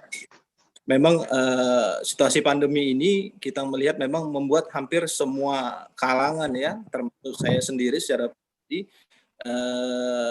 kalangan aktivitas yang mengatakan mungkin selama ini sangat tinggi aktivitas kita reguler semuanya, itu membuat masing-masing personel mau tidak mau merubah kebiasaan baru tadi, new normal tadi, adaptasi tadi bukan hanya dari sisi protokol kesehatan, aktivitas kita yang biasanya mungkin di jam kerja normal antara jam 7.30 sampai sore ini bergeser semua begitu, dan ini menyebabkan tentu secara tidak langsung ada satu stigma maupun gaya hidup yang berubah. Hanya saja memang untuk khusus di Samarinda beberapa bulan lalu sempat saya juga oleh media daring online juga sempat diminta tanggapan begitu. Memang saya akuin sampai sekarang Pemkot sudah berupaya sangat maksimal ya untuk mengantisipasi, memutus mata rantai, kemudian menggunakan sosialisasi adaptasi baru. Hanya saja mungkin kalau saya ngelihat potensi-potensi itu tadi tidak dikemas, tidak dikoordinir dengan baik, terutama kepada pemanfaatan sumber daya yang ada. Kita akuin kondisi sekarang memang anggaran semua lembaga pemerintah itu mengalami defisit, begitu ya. Mau tidak mau kita menggeser semua anggaran-anggaran kita, tetapi utamanya yang dikhususkan untuk penanganan COVID. Hanya saja sebenarnya di Samarinda seperti tadi abang kita dari relawan Taruna ini tadi kan teman-teman ini kan tidak mengemuka di masyarakat begitu. Saya sendiri secara personal jujur baru mengetahui hari ini begitu loh kalau ada tim relawan demikian. Nah, mestinya dalam hal ini regulasi yang dimainkan utamanya ketua tim penanganannya Pak Wali Kota ini mengajak semua elemen begitu. Selama ini mungkin sudah melibatkan, hanya saja tidak formal ke bawah. Saya tidak paham juga apakah ada ketentuannya. Mungkin Pak Kosasi nanti bisa membantu saya menjelaskan di sini. Kalau contoh kita nggak ini ya, artinya kita kalau contoh kita bandingkan dengan situasi di Jakarta itu mereka sudah menyiapkan kampung siaga. Bahasa itu kan mini lockdown yang diutarakan oleh presiden kita. Nah, di tempat kita ini kan tiba-tiba keluarlah perwali tadi. tiba-tiba punishment, walaupun artinya selama ini sudah digencarkan berupa pamflet apa segala macam. Hanya saja kalau bagi saya sebenarnya ini bukan pendidikan gitu loh. Ini kan sifatnya kan mendikte gitu loh. Walaupun secara tidak langsung saya mendukung memang masyarakat kita itu harus diberikan punishment demikian untuk barang mematuhi. Hanya saja menurut saya ini bukan treatment yang tepat untuk jangka waktu yang nggak jelas. Lama-lama akhirnya masyarakat cenderung kalau saya lihat mereka akan membanding-bandingkan. Sebagai contoh, saya jujur saja, saya mengamati aktivitas sosial terutama di kalangan pemuda kita, itu contoh di kawasan Samarinda Ulu, ini malam minggu, coba saya mulai perhatikan mulai bulan 6, bulan 7, bulan itu segala macam, banyak aktivitas-aktivitas di kawasan, saya sebut aja di kawasan SS di sana, itu banyak pemuda-pemuda di pinggir itu nggak gunakan masker, gitu loh. Nah, ini yang menurut saya mestinya kita di pemuda ini menjadi pelopor, menjadi penggerak motor, begitu ya.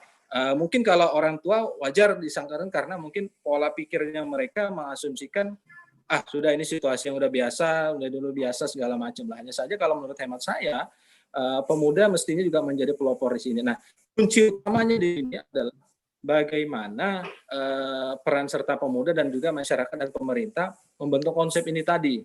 Sebagai contoh mungkin, kalau kita nggak sanggup mungkin dengan biaya yang besar, ya kita rangkul aja mungkin beberapa media-media sosial yang ada di Samarinda, mungkin di grup Facebook, atau grup di Instagram, apa segala macam, untuk merangkul ini bagaimana istilahnya kita mempopulerkan, kita menggiring opini ini agar masyarakat bisa familiar dengan situasi ini. Kalau kita lihat kan masih banyak di daerah pelosok yang menurut hemat saya sudah beraktivitas normal. Saya kadang tiap minggu itu keliling Pak, begitu keliling melihat aktivitas sosial masyarakat itu sudah banyak yang sudah tidak menggunakan masker. Walaupun di dataran kita di tengah kota kita memberlakukan punishment per wali. Nah, memang kalau melihat stigma-stigma seperti ini, kondisi-kondisi begini, menurut hemat saya juga bakal diuji lagi konsistensinya sampai di mana begitu. Kemampuan kita sampai di mana. Semalam saya dapat informasi bahwasanya wilayah Kalimantan Timur sudah masuk kepada zona sedang. Ya, alhamdulillah kalau memang demikian, hanya saja harus tetap dibarengi bagaimana kita menjaga konsistensi tadi. Contoh aja Jakarta yang memberlakukan PSBB berkali-kali, mau tidak mau mereka juga tetap melakukan punishment ini. Nah, untuk ruang lingkup kita ini menurut hemat saya, kalau boleh kasih masukan, bagaimana kembali lagi merangkul semua pihak. Apalagi situasi sekarang kita sudah masuk resesi ekonomi, bukan hanya kita berpikir sekarang bagaimana dengan adaptasi kebiasaan protokol kesehatan yang baru, bagaimana kita mengkonsepkan protokol kesehatan tadi dibarengi dengan konsep-konsep ekonomi kreatif. Sebagai contoh yang paling terkena dampaknya ini, sebagai contoh aja di satu bidang pariwisata, perhotelan.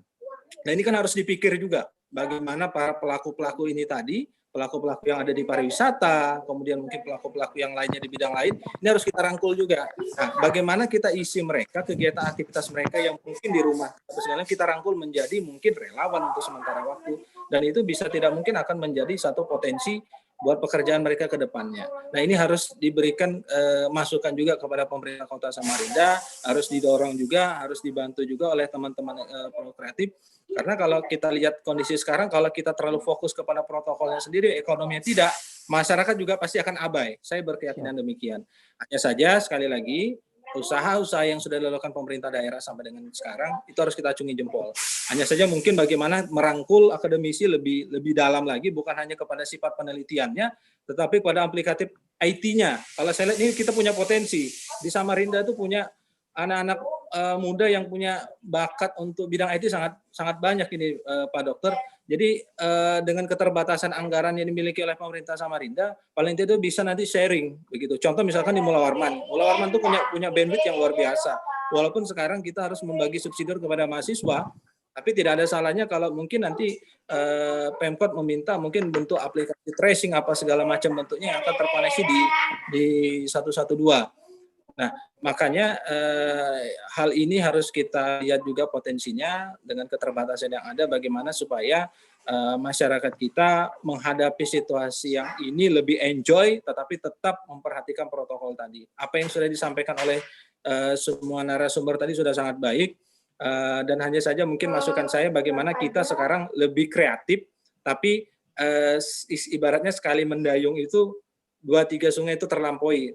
ngikut semua begitu. Artinya kita melakukan protokol kesehatan melibatkan semua pihak. Contoh mungkin dari hotelan, artinya bagaimana kita memberikan protokol kesehatan bahwasanya untuk nginap di hotel ini, berkunjung ke Samarinda itu sudah aman, apa segala macam, tapi tetap menggunakan protokol kesehatan. Artinya kita juga jangan kaku pada satu kondisi, kita membentuk kreativitas ini. Dan menurut hemat saya sekarang yang dibutuhkan adalah pemikiran-pemikiran dari pemuda yang ada di kota Samarinda. Tidak ada salahnya Pemkot membuka diri seluas-luasnya. Saya berkeyakinan bahwa pasti banyak ide-ide kreatif yang akan mereka isi untuk diberikan masukan kepada Pemkot Samarinda. Jadi jangan serta-merta kita dalam kondisi begini kita tertutup, tetapi kritikan dan masukan untuk yang lebih kreatif itu tidak ada salahnya kita tampung, coba kita maksimalkan. Mungkin demikian Mas Rahman pandangan saya pada pagi hari ini. Terima kasih. Terima kasih Bang Fajrian Nur, Bapak Ibu narasumber yang kami hormati. Di sini ada 2 statement, lebih tepatnya pernyataan sekaligus disisipi dengan beberapa pertanyaan. Yang pertama tadi dari Bang Joko Iswanto, secara spesifik beliau ingin meminta penjelasan terkait kasus bayi yang meninggal di Samarinda. Ada 4, 2 diantaranya berusia 1 bulan, 2 lainnya berusia 1 hari. Apakah sejauh ini sudah ada riset atau semacam penelitian yang bisa membuktikan bahwa anak bayi bisa tertular dari ibunya, atau mungkin si bayi itu tertular saat sudah lahir? Kemudian yang kedua tadi, sangat baik pemaparan dari Bang Fajrian Nur. Beliau ingin pemerintah kota sebagai stakeholder atau domain yang paling bertanggung jawab terhadap penanganan pandemi ini untuk membuka diri seluas-luasnya, karena di Samarinda ini ternyata memiliki banyak potensi, baik itu dari kalangan akademisinya, anak mudanya, untuk bersama-sama bagaimana mencegah penularan COVID ini sebagai sebuah gaya hidup lagi. Karena beliau dari penelusuran di lapangan menemukan bahwa masih banyak kelompok-kelompok anak muda yang masih enggan menggunakan masker. Padahal anak muda ini kan yang paling pertama sebenarnya mendapatkan informasi. Mungkin kira-kira seperti itu 2 pertanyaan. Silakan 2 narasumber untuk menanggapi. Kesempatan pertama kami minta kepada Dr. Ismet untuk memberikan pemaparannya. Silakan Pak Dokter. Ya, langsung saja ya. Pertanyaan pertama dari Pak Joko Iswanto. Ini kalau Pak Jokis nih, pokoknya ini teman baik dan insya Allah mudah-mudahan amal bakti teman-teman di lapangan ya. Selama 7 bulan sangat membantu pemerintah kota, Satgas dalam hal penata laksanaan dan pelaksanaan pengamanan COVID-19. Pak Joko. Jadi pertanyaan Pak Joko tentang bayi ya, karena memang terus terang tadi saya sudah katakan dari awal bahwa memang namanya COVID ini kan penyakit baru dan segala sesuatu hal yang menyangkut tentang apa yang terjadi ataupun kasus-kasus yang terjadi seperti yang dikatakan oleh Pak Joko bahwa sekarang di Samarinda itu ada 2 kematian yang berusia sangat neonatus ya, umur 1 hari dan 1 bulan. Memang saat ini belum ada riset. Memang mungkin terus terang karena kematian itu berasal terjadinya di rumah sakit, memang domainnya kita harus bertanya kepada yang berwenang.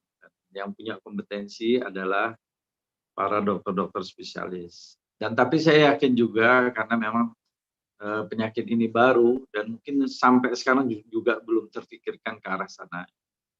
Karena sekarang yang menjadi sangat penting adalah mencari terutama sekarang fokus ke vaksin ya, dan juga ke vaksin dan treatment pengobatan terhadap pasien-pasien COVID itu sendiri. Sekarang saja, tadi saya sudah bilang bahwa penata laksanaannya sampai sekarang ini berubah-ubah. Bahkan ini mungkin dalam beberapa hari ini akan keluar lagi revisi ke-6 penata laksanaan COVID. Nah, itu saya kira mungkin diambil dari beberapa masukan-masukan dari ahli-ahli, baik itu ahli epid maupun dari ahli-ahli kedokteran dalam pengobatan terhadap penyakit COVID. Karena memang COVID ini jujur saja karena saya mengikuti dari awal, gimana ya istilahnya itu, kalau COVID itu kalau istilah mengikuti kata-kata dari politisi itu, COVID ini ngeri-ngeri sedap. Karena memang ya mungkin teman-teman ini mohon maaf, dulu pada saat bulan Maret ketika kita masih meraba-raba sekali apa sih COVID itu, jangankan menata laksanaan, mengambil pasien, menjemput pasien saja itu, saya ingat itu driver saya itu tidak berani. Jadi yang turun pada saat itu Dr. Osa langsung. Nah itu mungkin kalau kita melihat memang COVID itu dari hari ke hari itu berubah. Bahkan memang penata laksanaan itu juga berubah. Dulu seseorang baru dinyatakan sembuh ya dari COVID setelah dilakukan pemeriksaan PCR swab 2 kali berturut-turut. Nah, itu terjadi pada pasien kita yang pertama ya, namanya R itu. Dia lelah menunggu di ruang isolasi, hampir 1 bulan lebih dia diisolasi dan memang keadaannya sudah baik. Nah sekarang kalau seandainya dia terkonfirmasi positif sekarang itu justru berubah penata laksanaannya. Jadi sekarang itu pasien terkonfirmasi positif itu kan ada 3, ringan, sedang, dan berat. Kalau dia ringan dan sedang saja dan dia isolasi mandiri tanpa ya sekali lagi tanpa pemeriksaan swab, dia sudah dinyatakan sembuh dan tidak bergejala. Jadi 10 hari setelah dia melakukan isolasi mandiri, dia terkonfirmasi positif, dia akan dinyatakan sembuh. Nah itulah dinamika COVID. Mungkin juga menambahkan memang COVID ini unik gitu. Karena kami 7 bulan, 8 bulan menangani COVID ini ternyata juga bukan hanya aspek medis yang membuat lelah ya, karena ternyata aspek sosial itu luar biasa. Masuk stigma-stigma dan seterusnya. Dan itu memang tak terhindarkan. Bahkan sampai sekarang pun saya yakin mungkin banyak juga tadi Bu Ika ya menyampaikan hasil polling atau masih ada yang ketakutan. Beda memang sekarang stigmanya itu terhadap COVID. Orang justru sekarang mulai berani kan gitu. Karena apa? Karena memang melihat kan kasus kesembuhan itu juga sangat. Meskipun angka kematian kita ya juga tetap ada. Artinya apa? Sekarang masyarakat itu sangat tahu, oh beginilah COVID, penyakit. Nah itu saya kira. Jadi kalau pertanyaan Pak Jokowi memang butuh saya kira mungkin itu riset lah ya dari nanti dunia atau apa lembaga-lembaga, mungkin juga Fakultas Kedokteran, Fakultas FKM bisa melakukan riset bagaimana caranya bayi tertular. Kemudian yang kedua, pertanyaan dari Pak Jrianur. Mas Fajrianur, saya menyambut baik karena saya juga merupakan bagian dari Satgas Pemerintah Kota. Sebenarnya Mas, kami ini dari Satgas Pemerintah Kota kita sangat terbuka ya, sangat terbuka terhadap masukan-masukan. Dalam hal ini dalam penanganan yang di hulu ya, yang Mas Fadlian itu beberapa kali memberikan keterangan ya, nanti kami sampaikan lah. Tapi paling tidak kami selama ini di Satgas memang selalu terbuka.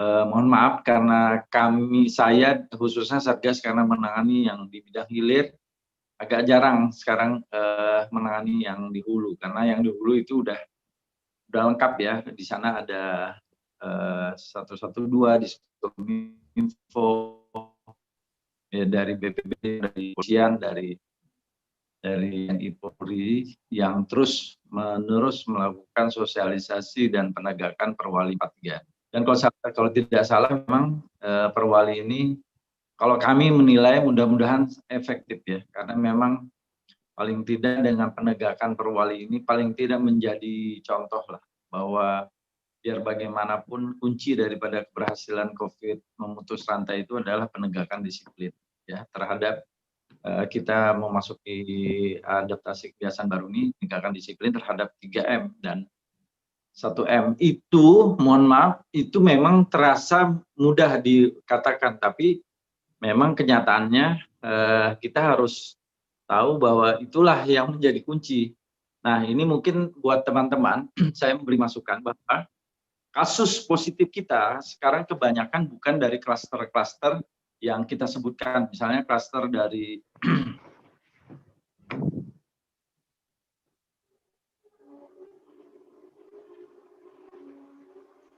Halo?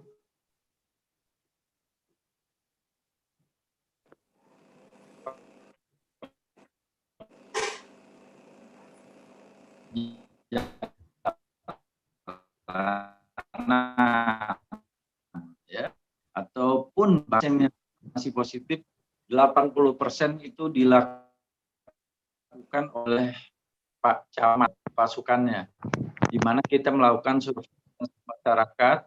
Jadi ketika pasien A terkonfirmasi, itu Pak Camat dengan Pak Lurah, Babinsa, Puskesmas langsung men-tracking.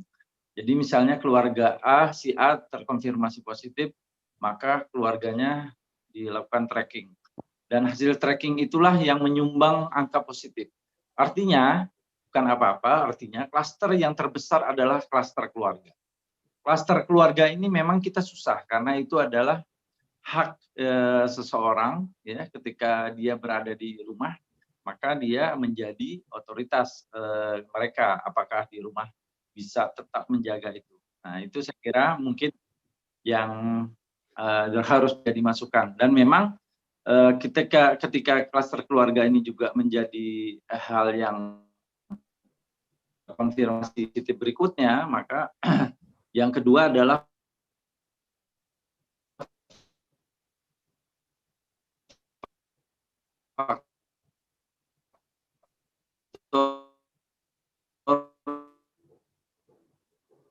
kunci kecepatan dari pelajaran itu besar. Tapi hari ini, alhamdulillah sudah 4 hari kita pemerintah kota sudah punya laboratorium kesehatan penyakit menular. Jadi kita punya laboratorium di depannya Puskesmas Temindung di Jalan Pelita, itu kita sudah punya RT-PCR yang swab yang mampu melakukan pemeriksaan dalam satu hari sudah bisa keluar.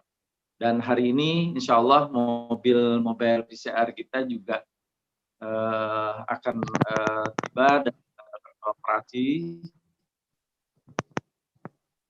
di Kota Tampit. Kita mulai nanti hari Senin atau hari Selasa akan bergerak di 10 kecamatan. Jadi untuk memutus rantai penularan memang itu ya, di samping masyarakat di kesehatan punya senjata-senjata yang insya Allah mampu mempercepat memutus rantai penularan. Karena tapi jangan khawatir, sebenarnya kalau angka positif itu hanyalah salah satu dari 15 variabel untuk menentukan suatu daerah RO-nya ya. Jadi mungkin Bu Ika itu bisa tahu. Dan Samarinda, terutama Kalimantan Timur itu sekarang nomor 2 terbesar untuk testingnya. Jadi kita bersyukur angka swab di Samarinda itu sudah kurang lebih angka 35.000. Jadi kita kalau dengan WHO itu mempersyaratkan dalam 1 minggu minimal dilakukan 1 per 1.000 penduduk. Jadi kalau 1 juta penduduk, anggap saja sebenarnya kita 1 minggu harus melakukan swab ya, bukan rapid. Di Samarinda itu kurang lebih 1.000. Kalau angka 1.000 itu sebenarnya kita sejak transmisi lokal kita sudah melakukan. Karena rata-rata 1 hari petugas kami men-swab tracking maupun testing itu kurang lebih 300. Jadi kalau 4 hari, 5 hari itu angka 1.000 itu sudah tercapai. Makanya alhamdulillah meskipun penambahan kita cepat, tetapi harus diingat hukum epidemiologi itu sederhana. Ketika kita mendapatkan angka yang positif dan dari testing maka kita akan terhindar dari penyakit kasus COVID berat. Nah, di beberapa daerah kan yang ditakutkan itu positifnya itu setelah di rumah sakit. Kalau sudah dia masuk rumah sakit, dia bergejala, maka tentunya bisa diklasifikasikan sesuai dengan DPJP dari rumah sakit mungkin COVID berat. Nah, kalau kita menemukan kasus yang positif itu kasus ringan, ya, paling sedang, ya insya Allah kita terhindar dari COVID yang berat. Dan begitulah hukum epidemiologi gitu. Jadi semakin kita cepat, mohon maaf, mungkin seperti Jakarta, dia juga melakukan testing yang kencang, ya, sehingga dia juga terhindar angka kematian yang kecil. Ya. Dan memang kita tidak bisa bandingkan dengan Jakarta, karena Jakarta itu pusat ibu kota, segala sesuatunya pasti ada SDM-nya, peralatannya, dan seterusnya. Tapi alhamdulillah, kalau kemarin catatan saya di Dinas Kesehatan Provinsi, Kalimantan Timur termasuk nomor 2 yang kuat tracing-nya dan testing-nya. Jadi kalau penambahan itu penistaan. Dan kalau penambahan itu banyak ringan, sedang, insya Allah kita semakin cepat membentuk buffer populasi. Kalau buffer populasi terbentuk, itu kekebalan populasi terbentuk, ya insya Allah lah, mudah-mudahan Samarinda cepat. Karena tadi seperti Bu Ike bilang, semakin kita cepat, biar bagaimanapun, karena COVID ini bukan titik, dia adalah garis gitu. Semakin kita cepat menuju puncak, kita semakin cepat turun. Ya, kalau kita semakin cepat turun, insya Allah mudah-mudahan Samarinda cepat terbebas dari COVID. Apalagi vaksin bulan-bulan ke depan, insya Allah cepat didistribusikan. Tapi kita jangan berpuas diri dulu, karena memang jangankan penanganan, vaksin sendiri banyak kontroversi kan, banyak pro kontra ini segala macam. Nah, itulah yang dinamikanya COVID. Jadi kalau kita bicara COVID itu sesuatu yang penanganan harus sempurna, tidak ada. Mau apa? Coba lihat sekarang. Kita dihadapkan negara-negara maju yang hebat, sistem kesehatannya juga ampuh. Nah, artinya kita bersyukur. Mudah-mudahan Indonesia mungkin tidak yang terbaik, tapi paling tidak kita bisa tidak di angka yang paling rendah, tapi juga tidak di angka yang tertinggi. Paling tidak di tengah-tengah lah. Karena memang agama kita kan mengajarkan yang baik itu yang di tengah. Begitu ya, Pak. Baik, Pak. Abdurrahman. Ya. Siap. Selanjutnya kita langsung saja ke Ibu Ike untuk menanggapi 2 pertanyaan sebelumnya. Silakan Ibu Ike Anggraini, mungkin masih monitor. Baik. Ya, Silakan, Bu. terima kasih Mas Abdurrahman. Ya, Jadi, sebetulnya saya tidak punya kompetensi untuk menjawab yang nomor 1, sebetulnya penularan dari mana, tapi saya coba membaca beberapa artikel dari Center for Disease Control USA, bahwa memang belum banyak literaturnya yang menyebutkan apakah penularan terhadap bayi ini dari tari pusat atau tidak, itu belum ada buktinya. Hanya saja peneliti-peneliti menduga bayi yang mengibat COVID ini karena tetesan pernafasan selama periode pasca persalinan, itu saja, dan itu pun belum ada bukti empirisnya. Jadi itu adalah hipotesis, dugaan awal. Jadi untuk melihatnya kita harus berhati-hati karena kita tidak tahu. Hanya saja itu yang pertama, menjadi hipotesis. Untuk yang literatur tentang apakah kemungkinan penularannya melalui tali pusat, itu tidak ada buktinya. Begitu, itu untuk yang pertama. Selanjutnya, kalau yang lain ini sepertinya ini ya masukan ya. Yang kedua, sebetulnya memang apa yang dilakukan ini sudah cukup banyak.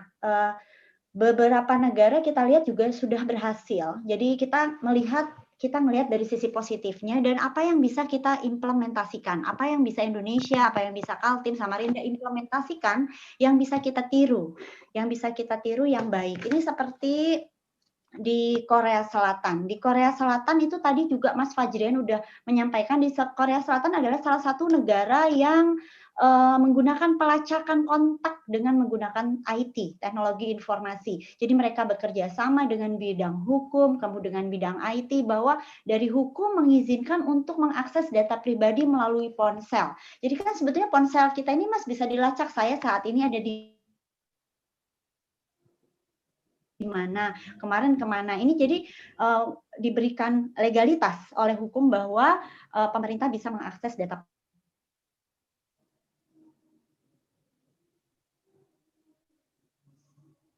ponsel, tapi bukan untuk isinya apa.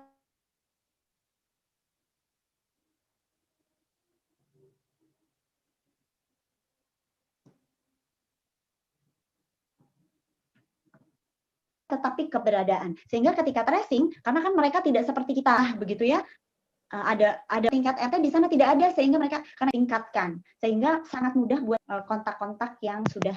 Satu prinsip lagi yang penting adalah prinsip komunikasi dalam merespon pandemi. Sebetulnya kita sudah lihat secara nasional prinsip-prinsip komunikasi yang dilakukan oleh Dr. Ahmad, kemudian diganti lagi oleh Dr. kok saya lupa ya, cuman kebayang wajahnya yang cantik aja ya.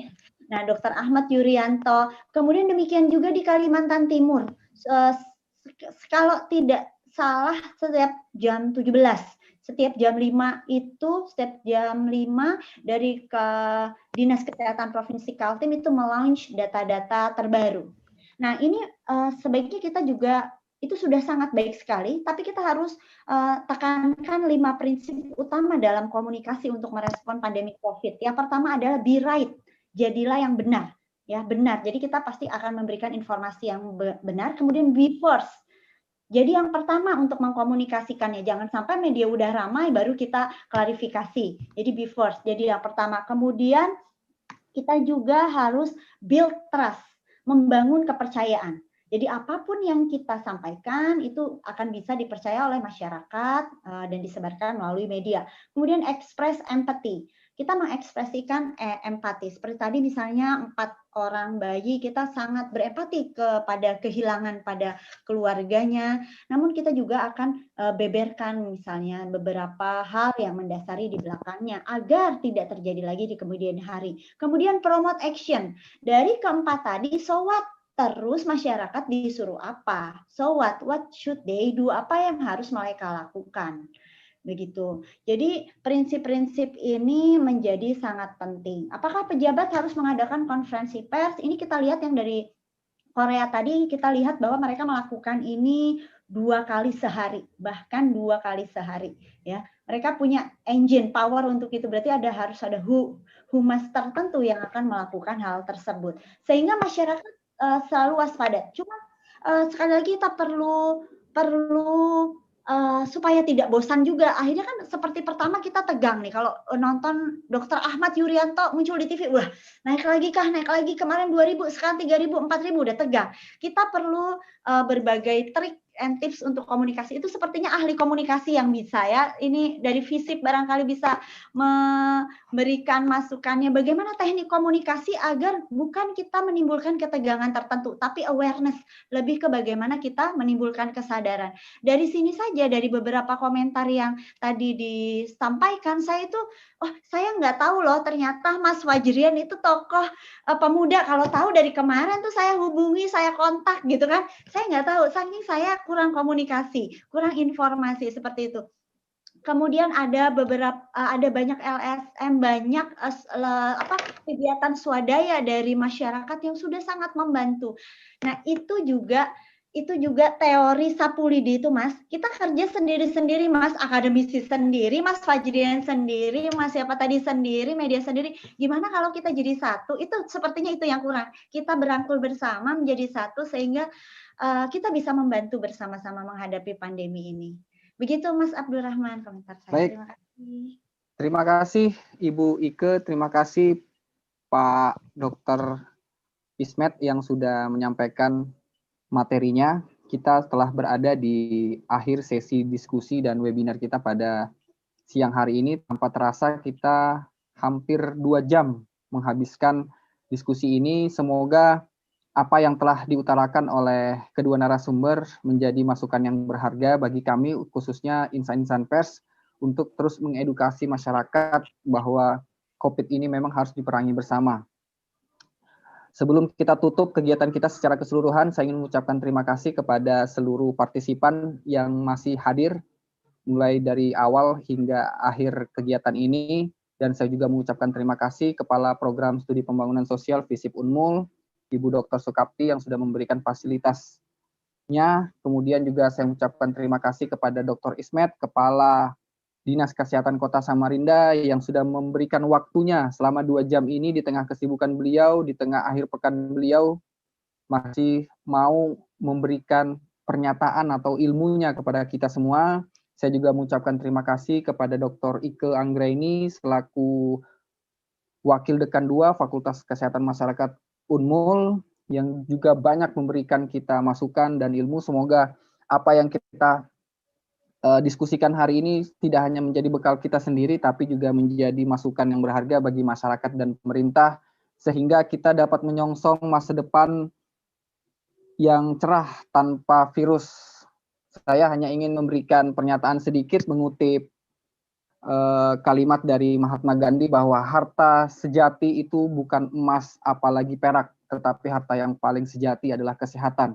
Saya juga mengutip filsuf dunia Jonathan Swift yang mengatakan bahwa kesehatan itu akan selalu tampak berharga sampai kita kehilangan dia. Sekali lagi saya ucapkan terima kasih, mohon maaf atas segala kekurangannya. Semoga di lain waktu kita masih dipertemukan untuk membahas isu-isu lainnya. Terima kasih dan mohon maaf. Assalamualaikum warahmatullahi wabarakatuh. Waalaikumsalam. Dok, ngopi dok. Dokter. Man, Dokter Ismet tadi. Makasih semua, Mas Fajri. Oke, Bu. Dokter Terima kasih Ismet. banyak. Bu Kapti. Izin nih.